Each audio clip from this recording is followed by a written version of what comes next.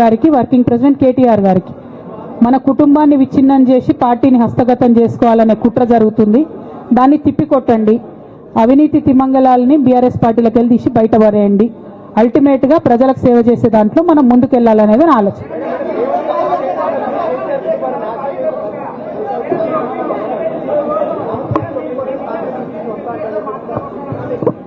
ఇక్కడ ఇంకో మాట చెప్పాలి బ్రదర్, నేను నిన్నటి నుంచి పేపర్లలో నేను ఈ పార్టీలో ఏరుతున్నా ఆ పార్టీలో ఏరుతున్నా అని వచ్చింది. నేను ఏ పార్టీలో కూడా చేరను. నాకు ఏ పార్టీతో అవసరం లేదు. నేను ఫ్యూచర్లో ఏం చేయాలనే విషయం జాగృతి కార్యకర్తలతోని, తెలంగాణ మేధావులతోని, బీసీ బిడ్డలతోని, సామాజిక తెలంగాణ కోసం పనిచేసేటటువంటి అన్ని వర్గాల ప్రజలతోని అందరితోని మాట్లాడిన తర్వాత నిర్ణయం తీసుకుంటా. కానీ తొందరపడి నిర్ణయం తీసుకునే అవసరం నాకు లేదు. ఒకటి. రెండు, ఏదో నిర్ణయం తీసుకోవాలనేటటువంటి విషయంతో నేను పనిచేయడం లేదు.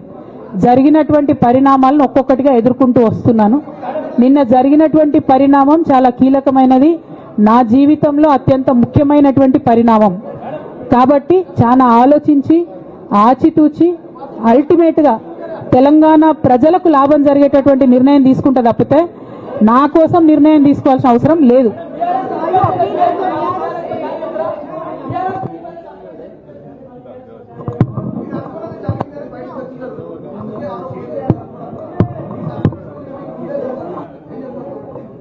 నాకెట్లా తెలుస్తుంది సస్పెన్షన్ గురించి?